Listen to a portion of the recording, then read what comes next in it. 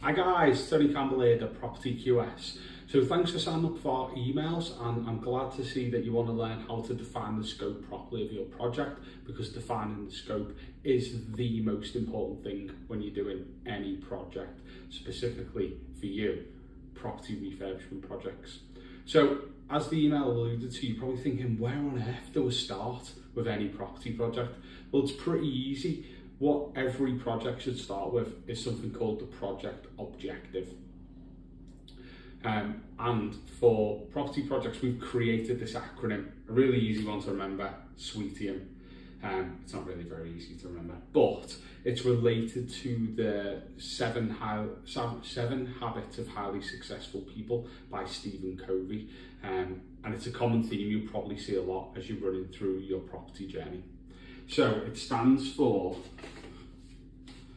start with the end in mind.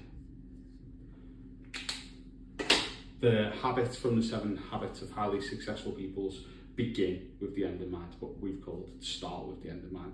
So you want to think of your project like a journey, and the first thing you need to do when you're going on a journey is figure out where on earth you're going. So like when you put it in your sat-nav in your car, you think about a project the same way. So the place you want to be at the end of the project is your destination, the postcode you're going to enter into your sat-nav. That's where you want to go.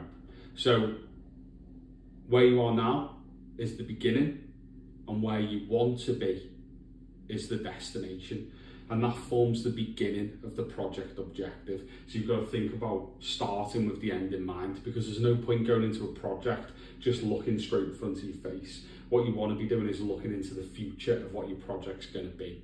So what we start with is 5 questions to determine the objective of your project. And those 5 questions are vital to be able to understand how you're going to get to your destination. So much like a sat-nav, that's going to give you a breakdown of the journey, so the directions you need to go. And that's what those 5 questions are going to tease out.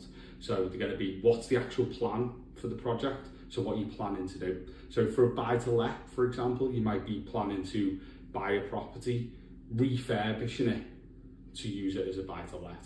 So that'll be your plan, is the refurbishment. Then you need to figure out the exit of the project, because you need to understand how you're going to exit. So that might be you're going to exit onto a mortgage. You might currently be on a bridge that you're going to exit onto a mortgage product. You might have bought it with cash and you're going to exit onto a mortgage product for something that you're holding. And then if you've got a project you're going to sell, the sale is obviously going to be the exit of the project. And you need to understand this so you can work out the duration of the project. Then the next 2 are closely related to each other, the next 2 questions. So who are your target market and who's your target demographic? You need to work that out, because that's going to determine the finishes for your project and the specification of equipment you put in, because a working class family are going to want something completely different than a professional couple. So working that out is vital.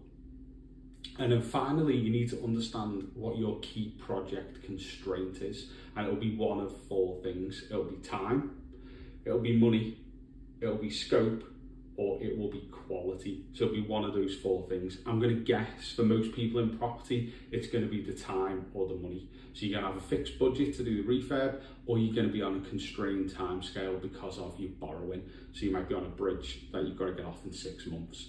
So that might be the key constraint. And understanding that constraint is going to then allow you to make all the key decisions on your project. Because if you're constrained by money and you've got a choice to make, a decision to make, and one's more expensive than the other, you're obviously going to go for the cheaper one if you're constrained by cost.